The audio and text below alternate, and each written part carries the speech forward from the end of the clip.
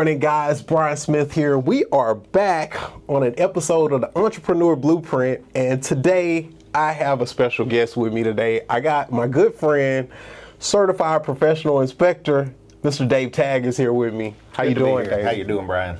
Good. I'm doing wonderful, Dave. So me and you are kind of dressed alike. We are similar. How's that work? How do we know each other? I don't know. It just goes way back, I guess. So, Dave, you and I are co-workers. We both inspect properties here at Smith Group Property Inspection.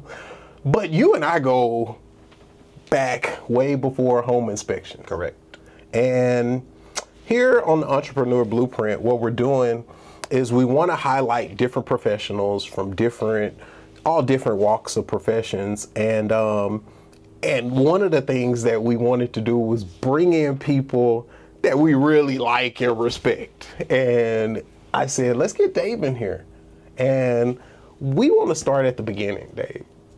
I mean, maybe not the very beginning, but tell our audience a little bit about yourself, your story. Where'd you grow up, and a little bit about your journey on how we got here. Okay. So I was born in Illinois, Decatur, Illinois. Way back, I won't say what year. Okay. 72. Okay. So when I was 7 years old, we moved out to California and lived in Sacramento for a while with my dad's work. My dad was a youth pastor. Okay. He became an associate pastor at that church out there in Sacramento. In the meantime, he worked for some folks in the church that built houses. So I was in Dad's hip pocket summers. Anytime I had off, I was out roofing with him when it was 115 degrees, you know. Wow. That's just what we did. We did what needed to be done. Period. So I was usually out helping my dad. Enjoyed those times. I wish I could go back. Really? So Dad was a mechanic as well. So before we moved to California, Dad actually had his own mechanic business. Had his own garage, tow truck, everything. So the whole 9 yards. So when I was little, I got to sit in a tow truck, turn the lights on, pretend I was doing things. You know? Okay. So that was kind of ingrained in me from the get-go, the mechanical part. Hands-on. If something doesn't work, I'm going to take it apart and figure out how to make it work. So that was no iPhones and tablets and none of that. It was rocks and chisels. We were figuring it out. Okay. So we lived in California until December of '87. We moved back to Illinois, be with family. From there, I started, of course, I was still in high school at the time. I got into doing some worked at Sears Auto Center, fresh out of, during high school, and then after. From there, I went into moving furniture for 2 years for United Van Lines. Loved that job. It was pretty demanding, but I loved it. It was great. On my 22nd birthday, I started industrial construction. Wow. How'd you get into that? So my brother moving company to industrial construction, that's a different industry. It is. But I quickly figured out that my back wasn't going to hang with me for all this moving furniture. There were some heavy things that people hired us to move. So my brother worked at an Archer Daniels Midland ADM plant there in Decatur. Okay. So he pulled some strings with some contractors, got my information out. I applied. I got a job as a pipe fitter helper. Not something I tell a lot of people because, you know, we're kind of designed to not like pipe fitters. Yeah. So anyway. Yeah, definitely. And for those that don't know, you know, you and I both worked in industrial construction, and there's a lot of different crafts on an industrial construction site. You got pipe fitters, electricians, iron workers, boiler makers, and you're about to talk about the path that you went down. Go for it. So I started out doing that. I worked with the company, a small company out of Pana, Illinois, in Decatur, for 11 and a half years. Okay. During that time, I worked my way up from a pipe fitter helper. I poured concrete. I did rebar. You name it, I did it. Fabricated steel. Wow. Put buildings together. If it was there, I did it. Wow. So really rounded my background. The only thing I didn't really dabble with was electrician side of it. So from there, Zachary Industrial came in to do a maintenance program. So in 2005, I made the choice to roll over with them. Okay. At the same plant, It was for the same money, but quickly grew. So I spent 3 years there, met several good people, Joe Garza being one of them. And he decided, hey, man, I want to teach this guy the millwright trade. Really? I want to teach this kid how to build steam turbines and do precision So, work. so for our audience that may not be familiar with the term millwright, what is a millwright? Millwright is a mechanical person that works on precision equipment. Okay. So we will take 4 or 5 pieces of a turbine train. Okay. Whether it be high pressure turbines, low pressure generators, collectors, and we will align them all within half the thickness of a dollar bill. Wow. So big, expensive equipment, Correct. and you guys are getting very precise. Correct. With the equipment. Correct. Okay. All right. Continue. Continue. So got into the millwright trade, and so in 2008 he called me. He's like, David, hey, you want to go to Alabama? I don't know. He's like, it'll be about a 5-month job. Well, let me talk to my wife. So I talked to her. We decided, 5 months, good money. I'm going to go do it. Well, what he forgot to tell me was after 5 months, the project really started. Oh, wow. So I was down there for almost 2 years. Wow. For a 5-month job? You were there for 2 Well, years? the 5 months was the prep, getting ready for the job. Oh, wow. He forgot to tell me that part. Yeah. So I was there for almost 2 years. Took this plant that was mothballed with part of the Enron deal, and found parts, made parts. I spent a lot of time at the machine shop getting to know those people and having pieces made. And we got these steam turbine, the steam turbine and the 2 CTs put together in that plant operating in Alabama. So that was the start of it. And I thought, man, this is really pretty cool. We took all these scrap parts, even stuff that we couldn't find, had stuff made. We made this thing run. We're making power for thousands of people. Yeah. So that kind of hooked me on this millwright trade, right? You bet. From there, I went to Florida. They wanted me to come down and build a steam turbine there at Cane Island Power Plant Unit 4. Did that, had a great time. There was a little bit of a lull in between that and the Front Royal, Virginia job. So I went back to Decatur, Illinois, worked maintenance for about a year. Went to Front Royal. While I was there, at the end, they moved me up to superintendent. Went down to Old Ocean, CP Chem plant. Started doing the chemical plant things. From there, went up to Granbury, finished a power plant. Went to Florida, built another power plant. So Granbury is where we first encountered each other. Yeah. In Granbury. So what year was that? We were in Granbury, Texas. If you haven't been to Granbury, it's right outside of Fort Worth. Yeah. Dallas area. It's a pretty area, really. Beautiful, beautiful. They have a lake up there in Granbury. I mean, it's a very, very nice town. Mm-hmm. So what year was that? That was... Brian, that would have had to been about 2016, about 10 years ago. Yeah. 15, 16, something like that. Yeah, because I came to Old Ocean, back to Texas at the end of 14. And it was, I believe, during 16 that they sent me up there. Okay. Help out So with that. all right. So we meet each other. We work together there, and then we both continued on an industrial construction path. How does one go from industrial construction, big precision equipment, to what you're doing today? How does that journey, walk us through that journey? So I'm going to tell you, the only reason that happened was because of a mutual friend of ours, Jason Watson. I know Jason Watson. So let me say this real quick. We got a lot of friends. We do. At that company, and I have nothing but the highest respect. We both worked there a long time, and I got a lot of respect for the folks that work over there. I learned a lot. Excellent experience, and it's a great company. Yeah. Shout out to them. Yeah. Shout out to them. Yeah. Go ahead. So Jason Watson, yes. Shout out to Jason Watson. My wife still talks to his wife to this day. We do too. There you go. Yeah. There you go. Yeah, we talk to them, keep in touch. They're over in Louisiana now. But that's a side story. But anyway, that job was a struggle. It was the Channelview job, as far as working with the clients, and so there were several of us, quote, looking for ways out, right? What can I do to make good money, make a good living, and not have to deal with this. Yeah. I mean, because the fact of the matter, in that line of work, it can be a lot of traveling. Yes. You're talking big projects. I heard you mention Texas, you mentioned Virginia, you mentioned Florida, you mentioned, it's a lot of traveling, and that can be tough on family. Yes, that is correct. So when we came back here, we quickly decided, you know what, I'm done traveling. As when we came to do this Channel View job. Okay. So we bought a house.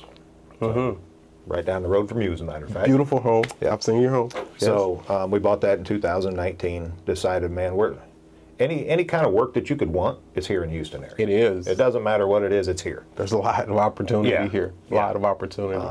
So I spent a lot of time, Jason and I talking. We'd hang out sometimes, at his house after, on the weekends, things like that. My wife, his wife. We got to talking. I'd spend a lot of time in his office at the end of the day, before we headed out. And we would both discuss, what could we do? What could we do? And so he mentioned, he's like, Brian Smith is a home inspector. I said, really? So this came up a couple times. And I said, you know what? I'm going to see you tomorrow. I'm going to go to the computer. I'm going to research some of this. So I started looking at home inspections. I took some time off, and I came and did some inspections with you. You did. You did. Like ride-alongs, if you will. We spent a whole week together. Yes. I took a week of vacation, said, Brian, I want to come hang out with you. And you were serious. I was. You came every single day, and we went from one side of the city to the other. We did. All week. We did a lot of inspections. We did a lot of inspections. Yeah. We did. That's when Brian was down for a couple more than 2 a day. Yeah. I mean, I think that, man, that was the time. It was. That was the time. So you're visiting with Jason, and you're researching it a little bit. Yeah. Yeah, so I started, after I'd spent some time with you, I decided, you know what, I'm going to do this. This is what I want to do. There's, I forget what they say, 1,000 families a week moving to the Texas area, and a lot of them are coming right here to Houston. You bet. So it's been an explosion for several years, and it doesn't show any signs of slacking off. You bet. So I thought, you know what, man, there's a ton of work out here. So let's do this. So I got a hold of Champion School of Real Estate, went through all the classes, passed all my tests, got licensed, got insured. All right, I'm going to start my company.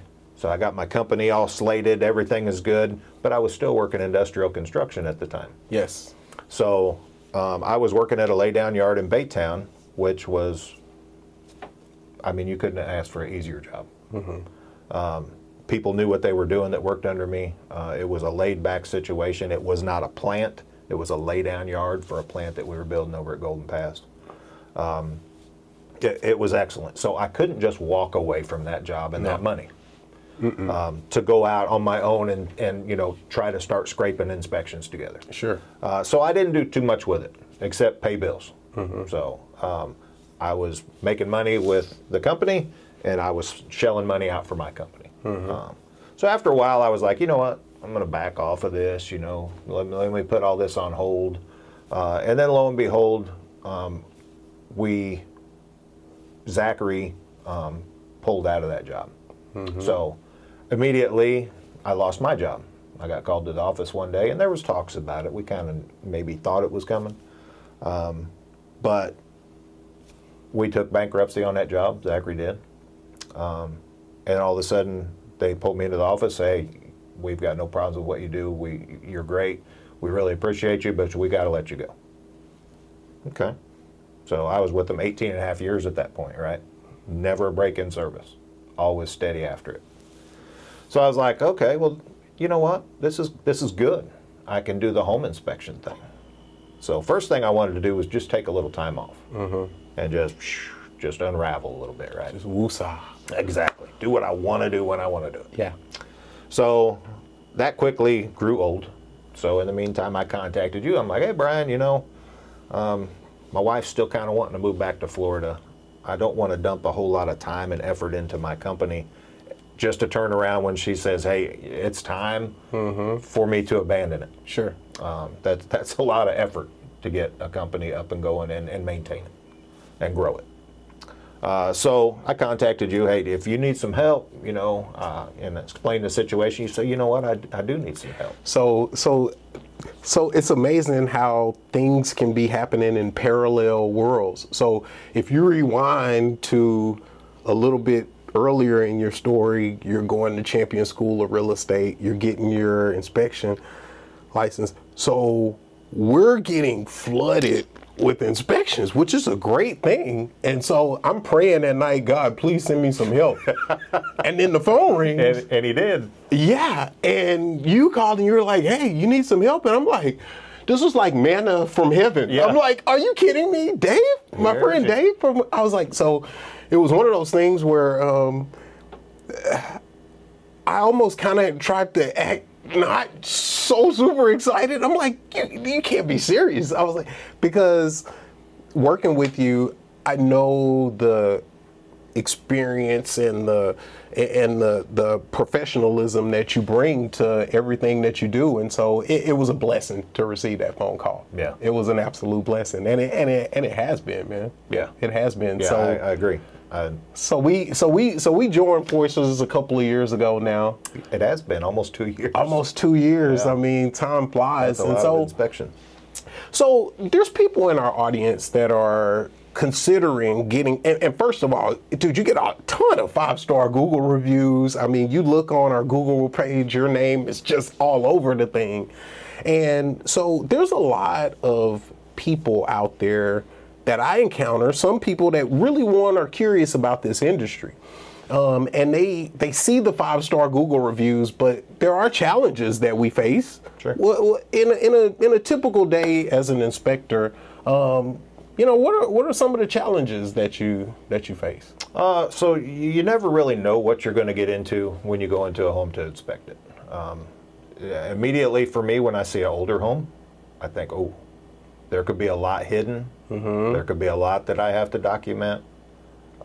So, I mean, we generally allot extra time for the older homes, but you just never know what you're going to get into. We've been into some new homes that have taken longer than we actually allotted because there are a lot of problems and deficiencies with them. So that's always in the back of your head, and then when you get there, hey, client's going to be here at this time. Mm-hmm.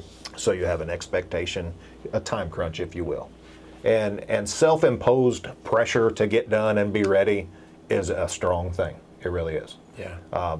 But you got to keep in the back of your head, look, keep track of the time, keep track of what we're doing.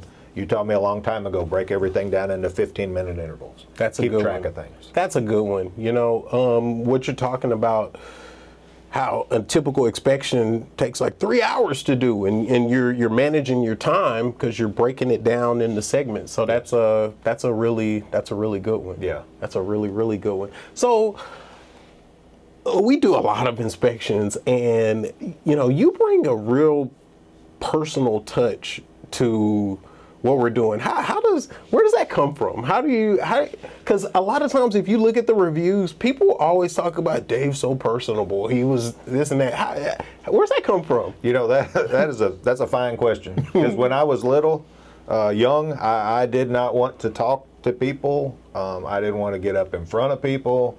Yeah. I guess just years of having to do it. Which really, even in industrial construction, there's still, I mean, you're dealing with your people. So, I mean, it was instilled to me from a young age, treat people the way you want to be treated. You bet. Don't go out and be harsh. Now, nobody's perfect. But, sure. So all my people that worked for me, unless they earned it, they got treated with the utmost respect. Amen. Yeah, like I say, when I go off in case they earned it, there are some people that earn the opposite, and as a manager, you have to deal with that. Sure. So as far as where this came from, it's really a good question. God is the only thing that I can tell you, because like I said, I'm not a speaker, but I for instance, I had a client yesterday afternoon. She was from the St. Louis area. I was from 2 hours away from there. We used to go to St. Louis all the time, watch Cardinals games. So we kind of had a connection there. She was coming from the D.C. area, worked in Front Royal. I went over to D.C. a lot. So we had a connection. So I just went through the report like I do anybody else. Right. Nothing, I don't do anybody any different. Sure. Went through the report and I would explain why this is like that. And she stopped me. She goes, "Thank you so much for explaining this to me." I said, well, you know, I mean, in my head, and I told her, I said, "Oh, that's my job. That's what I do. I'm here to educate you and help you make informed decisions." You know, so I don't know, Brian, as far as where it came from. My dad was, like I said, an associate pastor, but he really wasn't a speaker. Mm-hmm. He kind of learned to do it. Yeah. So maybe the same thing happened. Yeah, and I think, like you said, I mean, you know, hey, the good Lord blesses us with the tools that we need, and that's a big deal. And I mean, in your years of experience with, I mean, leading safety meetings and getting people organized, all of that stuff prepares us for what we're doing now. It does, especially, you know, opening electrical panels. That's it. Hey, don't be careful when you do it, you know. So what kind of stuff does Dave Tague like to do for fun when you're not inspecting houses and whatnot? What do you like to do? So I like to fish. Not that we do it a lot, but we did have a couple of saltwater fishing trips this last year, my wife and I. Okay. Had a great time with that. She likes to fish too? She does. Okay. She does. She didn't think that she would, but when we got out there and she started catching the big reds, she decided that she liked it. Okay. But quickly needed a break because they are a fight. Okay. So I enjoy doing that. Looking forward to maybe making some more time to do that. Mm-hmm. So my wife is a travel agent. Yes. So she makes Dave travel a lot. Yeah. Which, I mean, next month we're going on another 2-week cruise. So. Dude, your wife coordinated us a trip to Disney World a couple of years ago? I think so. Yeah. Yeah. So she did an amazing job. Dude, the Airbnb she had us set up with and do it right there by the park. It was like, Man, that's awesome. 5-star. She loves to hear that. 5-star. She did an amazing job setting us up on our Disney World trip, and so that was good. Any sports teams that you may care for? Or I'm a little partial to the Texans. Houston Texans? Texans. Yeah. I knew that. Yeah, Texans are coming back strong next year. They had a good year. I mean, it didn't end the way that everybody wanted it, but they're coming back strong. I agree. Yeah, I was actually thinking about that on the way here while I was wearing my Texans hat driving here. So we're going to do good. They're going to do good. They got the right coach and leadership and all that. Texans coming back. They're going to be good. They're going to signed Daniil Hunter to a contract extension. Yeah. I read this morning, EJ Speed, Dalton Schultz. I mean, all these guys we've extended them. Texans, so. we're going to support. We're going to support. You know, through the highs and the lows. Yeah. It's all good. Yeah. It's all good. So one of the things, Dave, that you probably know about me is I like to tell dad jokes. I've heard a couple. You've heard a couple. I've heard a couple. So I want to, I got to tell you a dad joke before we get out of here. All right. So this is what happened. So there was this guy.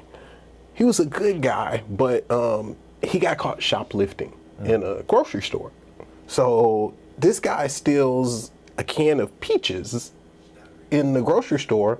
And the store manager makes a big deal about it. He gets arrested, prosecuted, the whole thing. Can of peaches. So this guy gets in court and the judge says, "I understand you stole a can of peaches, sir. Yes?" Yes, he's ashamed of himself. "How many peaches were in the can that you stole?" He said, "Your Honor, there were 5 peaches in the can." He said, "Okay, look, I'm going to give you 1 week in jail for every peach that was in that can." The people in the courtroom were like, "Man, that's really harsh. 5 weeks in jail for a can of peaches?" His wife was there. And she said, "Your Honor, may I please say something?" "Yes, ma'am. What do you have to say?" She said, "Your Honor, he also stole a can of peas." How many peas were in there? At least 100 peas in here. At least. The wife, hey, you know. Right is right. Give him what he earned, Judge. Oh boy, Dave Tague, thank you so much for coming through and doing this, man. I mean, appreciate you having me. I really, just before we go, I want to tell you, I've told you this before privately, but I appreciate you so much. I got the highest respect for you, man, and it's just been a blessing to be able to work with you side by side, you know, for all this time. And I just wish nothing but blessings and health and prosperity for you and your family. And again, I just got the highest respect for you, man, and I really, really enjoy working with you. Well, that goes both ways, Brian. You know that. Amen. Amen. So, guys, Dave Tague here does an amazing job with all of the inspections that we do. That's going to wrap it up for this episode of the Entrepreneur Blueprint. We will be back next week. Tune in, catch us right here. See you guys next time.